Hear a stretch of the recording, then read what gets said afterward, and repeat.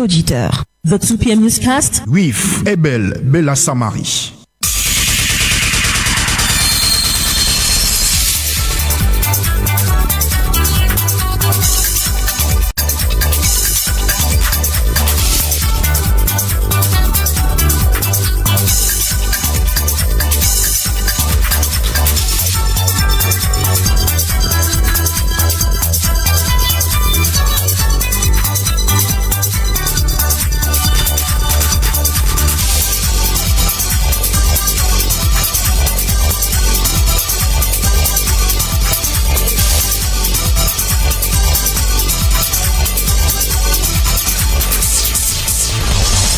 It is Tuesday, April the 6th, 2021. Good afternoon, blessed people. Welcome to Royal Afternoon Edition, the 2 p.m. newscast coming to you from Royal 88.4 FM. My lead stories.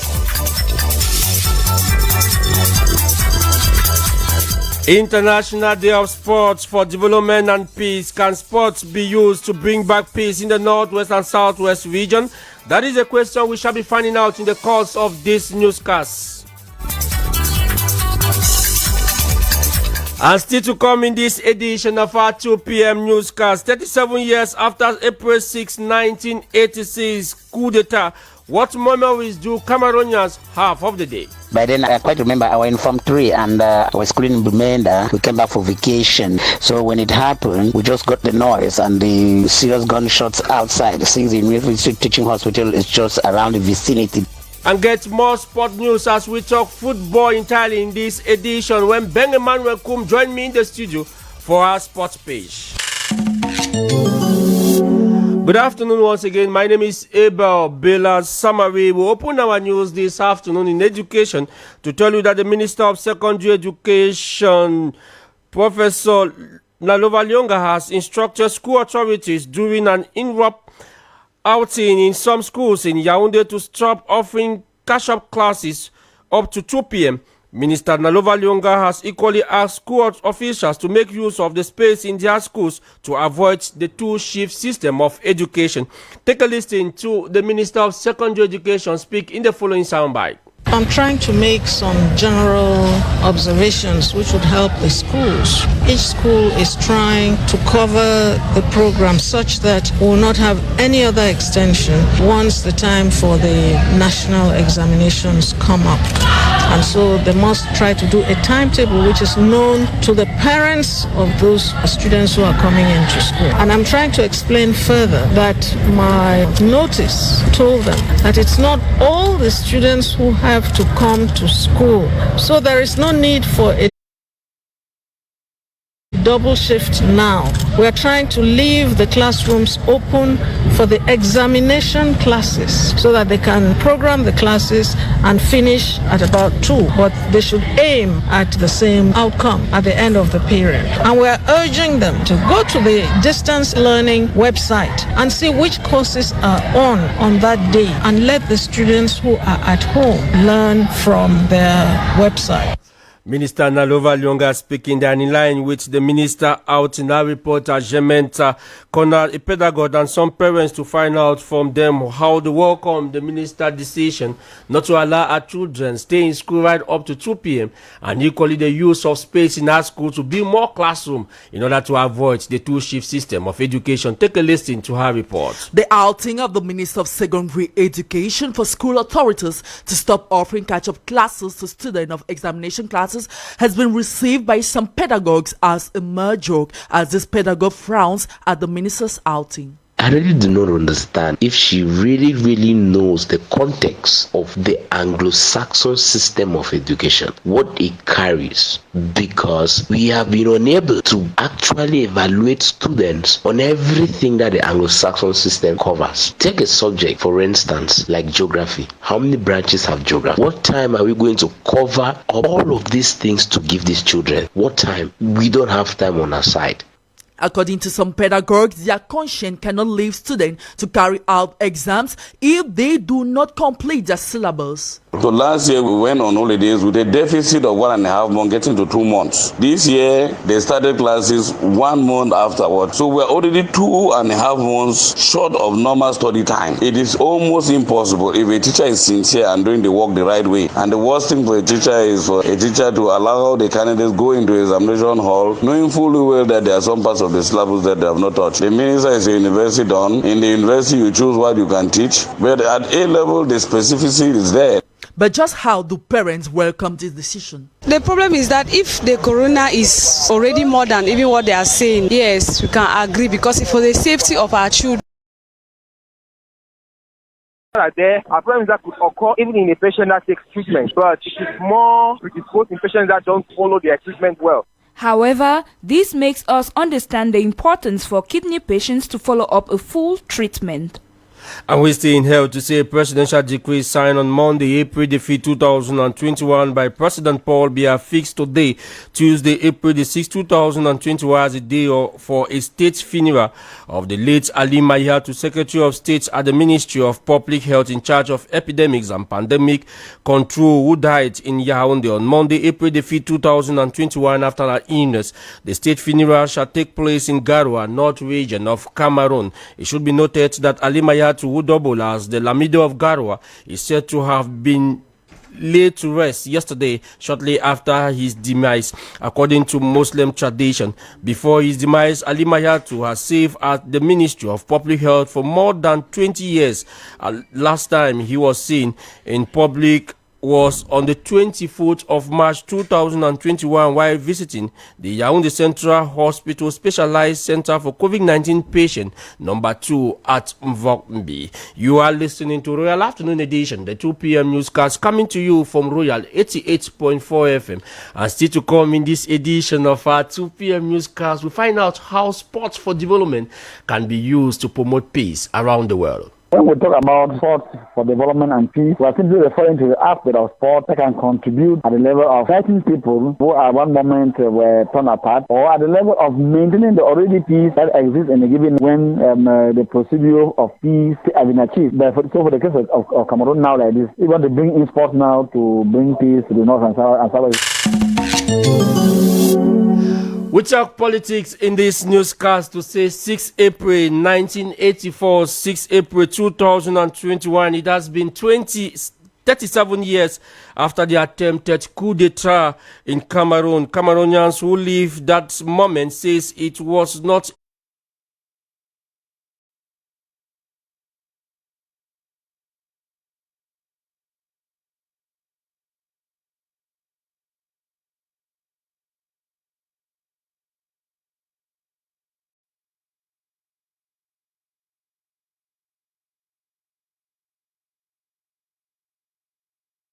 a beautiful experience, as Mapala Zita tell us more in the following report. In April 1984, Mr. Ernest Akufo was a Form 3 student, and he still has vivid memories of what happened on that fateful day. By then, I was in Form 3, and as usual, we came back for vacation. My dad fell sick and was admitted at the university teaching hospital, and I was taking care of him. When it happened, we just got the noise and serious gunshots outside. At first, the lights were turned off, but they came back again. So when the lights came back, apparently thanks to a standby generator, what happened next, Mr. Akufo? The whole hospital went into dead silence. Nothing was moving any longer. Everybody was just staring at the other one and said, but what's happening? In that vicinity, it was just as if the gunshots were directly there. By then, the presidency was still in town, where you call today the National Museum. Mr. Akufo goes ahead to tell us how the atmosphere was outside the hospital wards. We stayed in hospital since nobody could get out. There was total panic and pandemonium. Everybody was living helter-skelter. Those who could run to their houses, they did. Well, since we're in the vicinity of the hospital, we barely managed to get out and stand in the hospital yard, and then saw the movement around Total Melen. Just like most Cameroonians, Mr. Akufo Ernest does not wish to ever witness again such a sad day. Those are very sad memories of this country, which we don't want to remember because it caused a lot of havoc and panic. Definitely, no normal person will want to revisit such a day. Indeed, it is a very sad day, and we use that opportunity to go down memory lanes to find out the historical aspect of that day. And our reporter Susan Yaounde spoke with the historian and compiled the following report for us. Going down memory lane, it was on this same day in 1984 that President Biya cheated death in a failed attempted coup. Dr. Divine is a historian. He narrates the events which he happened to experience in another region at the time. On that day, every Cameroonian got up and discovered that the whole country was almost silent and nothing was moving as expected. Economic activities were down, and we discovered that almost everything was quiet and everybody tuned to the national station. And at one point, even the national station was no more giving. And so everybody was surprised and asking each other what is actually happening in the country. Until such a time that it was actually announced that an attempted coup had taken place in Yaounde, where the national station was seized by a faction of the military.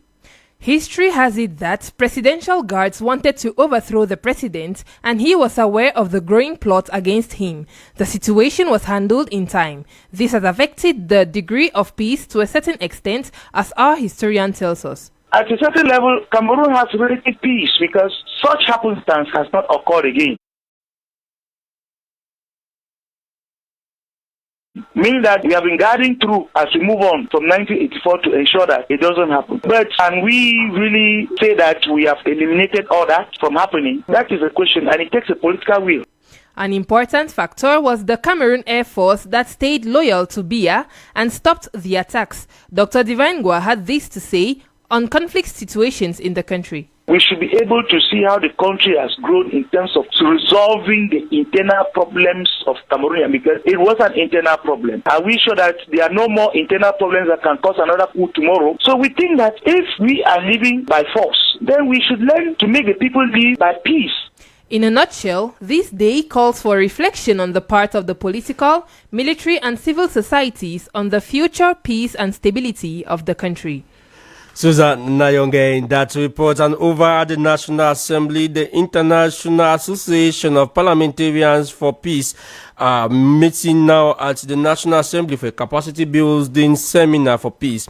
Meanwhile, members of the Parliamentary Network for the Promotion of Gender, known as REPESH, met in a General Assembly yesterday to install their bureau member and adopt a plan of action for this year.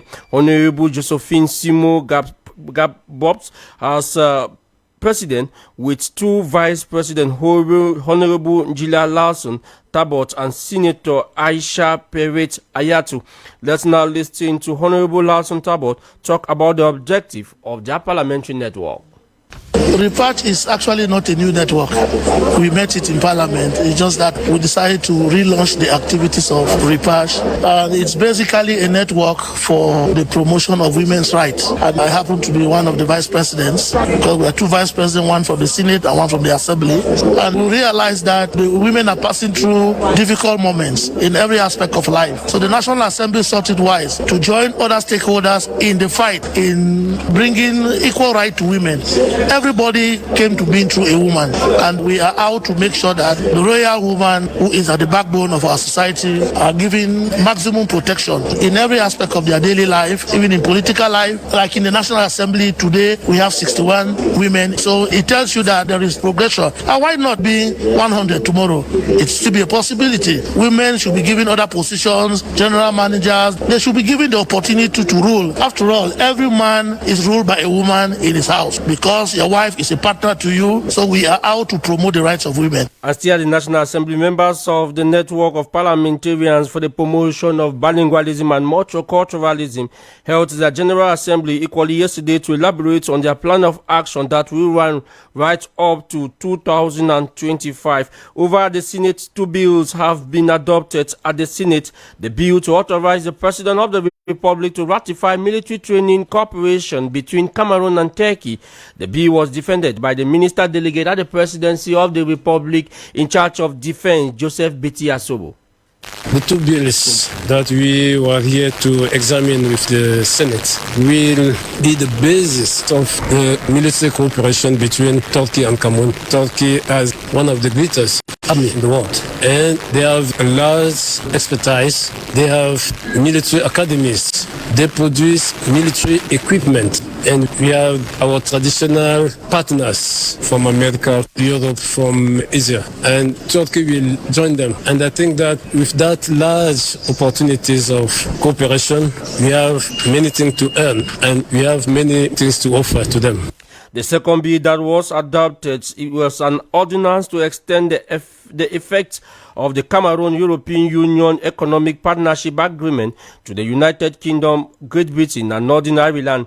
The bill was defended by the Minister Paul Tarson, Minister Delegates at the Ministry of Economic Planning and Regional Development, in the presence of the President of the Senate, Maxet Nyat Njifenji.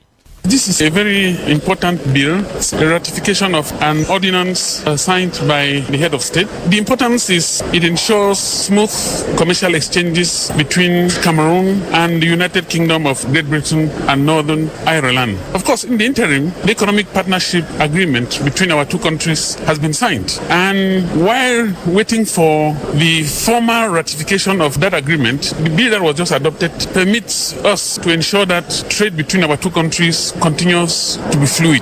The most tradable route between Cameroon and Northern Ireland, of course, there is petrol and oil and gas in the first place, but of even more importance is bananas. About 20% of Cameroon's bananas are exported to the United Kingdom of Great Britain and Northern Ireland. We have some timber and wood products, and overall, it's a win-win trade between Cameroon and Great Britain. We are almost at par in terms of trade between our two countries. So we couldn't afford to let that go. It's a very important bill, which we are happy it's gone across.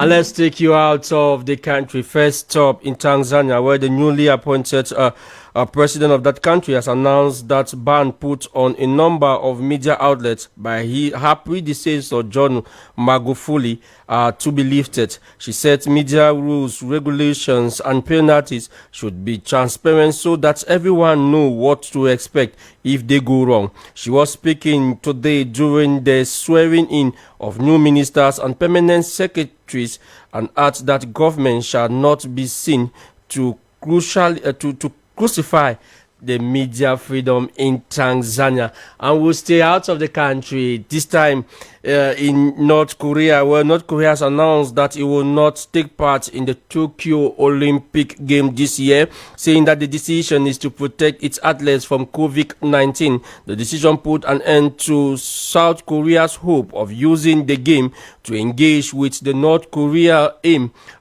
still cross-border talks. This will be the first time North Korea has missed a summer Olympic game since 1998, when it boycotted the Seoul game during the Cold War. We'll come back to talk sports. And in sports, we begin with the International Day of Sports for Development and Peace, to tell you that it is under the theme Victors of Resilience in the context of COVID-19 for sustainable social change that the International Day of Sports for Development and Peace will be celebrated this April the 6th, 2021. Aim to promote sustainable development, peace, as well as solidarity and respect. Jessica Tangana in the following report got the reaction of some Cameroonians concerning the impact of sports in the development of Cameroon. Take a listen to her report. The International Day of Sports for Development and Peace this year is an opportunity to recognize the positive contribution that sport brought in the development and advancement of human rights. The building of infrastructures, a rise in employment, or better still, the organization of some sport events have permitted sport to play an important role in communities, especially during this period of COVID-19.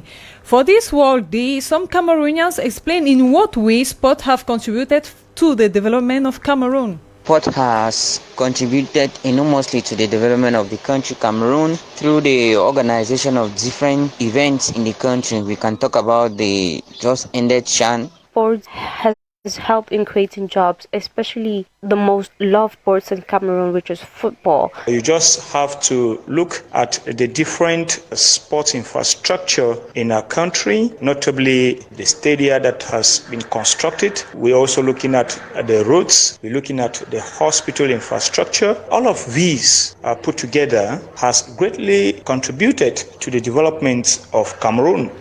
We also speak with a sport expert, Alain Christian Kinge of the Cameroon Judo Federation, to get his point of view on what could be done for sport to bring more development to Cameroon. We have to develop human resource, because if we have a poor human resource, it's not possible to develop the sport. And after to develop human resource, we have to find a way to have a financial opportunity, because if we don't have a financial support, if we don't have financial resources, it's not possible to develop Cameroon. If we have a lot of financial resources, we have to build the new infrastructure, and we have to have a strong political way, because if the politics don't follow the sport development, it's not possible to develop the sport. So, notwithstanding, the International Day of Sport for Development and Peace remains a day to show the power of sport in the drive of social change, community development, and foster peace, initiated by United Nations. Jessica Changana in that report, and earlier on I caught up with Mr. Alain Kem Richard, a journalism trainer and a political analyst who recently defended a project on sports and development for conflict resolution and peace. And I wanted to find out from him what can we understand from the statement sports for development and peace. When we talk about sports for development and peace, we are simply referring to the aspect of sport that can contribute at the level of nation building, at the level of fighting people who at one moment were torn apart, or at the level of maintaining the already peace that exists in a given nation. For example, when you have the finals of maybe a championship, or the national championship, for example, handball, volleyball, basketball, what you find is that cultural dance groups are invited to take part in the manifestations. All this is this one shows us that sport is a unifying factor. Another example is that when you have something like Cameroon Race of Hope in Boya, find that the Ministry of Arts and Culture invites artists from all over the country. When they come there, they bring up the occasion, they make it to look lively. So you find that one of the primordial roles of sport is that it helps to maintain peace, it helps to unite the people. So can sports actually be used to restore peace? Take the case of the northwest and southwest region of Cameroon. Normally in conflict resolutions, sports is one of the elements that is often used. That it is used at its appropriate time. For the case of Cameroon, taking the conflict in Nozo, you can't say at this moment you can bring in sports to bring in peace. It is impossible. Sport comes in quite often when there have been a roundtable, when there have been a dialogue accepted by every person. Sports come into the final stages, because sports at one moment provoke this emotional aspect of man, and that emotional aspect is what is human. And once we start acting in that particular way, it simply means that what was pushing us not to be human in us has been sent away. So sport comes in when the procedure of peace has been achieved. But for the case of Cameroon now like this, we want to bring in sport now to bring peace to the north and south region. It will not work, because up to this level, there have been no meaningful dialogue so far put in place. The instruments that have been put in place to handle the Anglophone crisis are nothing insufficient. So sports for the moment cannot bring the desired unity. You equally find that when sports wants to bring the desired unity, like in Rwanda, sport was used towards the end of the reconciliation. In South Africa, it was the same. You found out when apartheid came to an end, South Africa has to organize the African Nations Cup. They have to organize the World Cup. That is the procedure. Each team in the world is procedural, and if once procedures are not followed, it becomes difficult for an aspect to fulfill its required admission. And joining me in the studio is Editor-in-Chief Promise Akante. Good afternoon to you, Promise. Good afternoon, Abel. Promise, in the following write-up, you look at the contribution of sport, especially in a Cameroonian context, in the promotion of peace. When South Africa was to host the FIFA World Cup in June 2010, several months before the kickoff date, the country witnessed an explosion in the number of tourists who came in to enjoy the beauty and magnificence of the various stadia that were to host the different matches. If you don't call that development, then you may need to reconsider the definition of the word. Going back to Cameroon, one simply needs to go to Limbe in the southwest region and See how the coming of the Limbe Omispo Stadium in Geme has transformed the little-known Kwata into a national and even international name. Roads have been or are still being constructed, and we all know that where a road passes, development follows. Should we talk about the Japoma in the littoral region? The coming of the Japoma Stadium has rendered this little locality internationally famous, and one cannot turn a blind eye on the level of development that it has brought. And then the yet-to-be-completed Olembe Sports Complex. Though with its lots of controversies, it has brought development to the Olembe as a quarter. Well, all of it is not rosy, because going by the number of international titles that Cameroon has won in different sporting disciplines, one would have expected more sports infrastructural development. But the pitches, training grounds, gymnasiums and other sports spaces are not directly proportional to the number of victories. That notwithstanding, this does not stop Cameroonians from jubilating every time Team Cameroon shines out bright in any discipline across the world. At such moments, it is just Cameroon celebrating as one united people, jubilating in peace. Sport has the power to change the world and to change the narrative. When the football Lions won the AFCON in 2017, in the heart of the Anglophone crisis, the trophy was taken to all the regions plus the northwest and southwest regions of the country, and the triumph of the nation was hailed. The International Day of Sports for Development and Peace presents an opportunity to recognize the role that sports and physical education plays in people's lives across the world. It can cross boundaries and defy stereotypes and inspire hope across nations, if and only if the resources generated by sports are adequately managed for peace to reign and for development to follow. Thank you very much, Promise Akante. As you unseat your seat, we welcome Ben Emmanuel, who has more of our sport page. Good afternoon to you, Emmanuel. Good afternoon, Abel Bella Samari. We talk exclusively football, where the indomitable Lionesses of Cameroon have left the country for Antalya, Turkey, where they will face La Roja Femenina of Chile in a double confrontation for a spot at the rescheduled 2020 Tokyo Olympic Game. Emmanuel. It's the last and final chance for Cameroon to qualify for their second Olympic Games after 2012, but they must be brave enough to solve the Chile equation when they meet La Roja Femenina in a two-legged intercontinental playoff in Antalya, Turkey. The indomitable Lionesses left Cameroon this morning via the Simalen International Airport and have arrived Turkey already. 25 players have been retained for the crucial encounter. 15 of those selected are drawn from the domestic championship. They are among the delegations who left the nation's capital this Tuesday. The remaining 10 foreign-based professionals who joined the rest of the team. CSKA Moscow star player Gabriela Budiongene has already arrived, while Joya Jaran Raisa Feju left Spain this morning. French-based professionals Esther Maikit, Grace Yango and Marie Awona will join very soon. Before their departure, the women's national team of Cameroon had 5 training gatherings. They also had a couple of friendly matches during that period. Alain Jomfroy, the head coach of the national football team of Cameroon. We start the preparation since this month of March. They first dismissed the match on February, so that we renew the start of the preparation in March. So that we have the athletic period, we have the technical and tactical period, so that we prepare the girl for the competition. Now from Cameroon we have to leave with 15 players.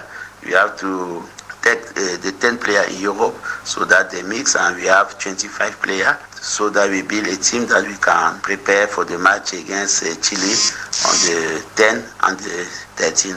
The two-legged intercontinental playoffs between Cameroon and Chile will take place on the 10th and 13th of April.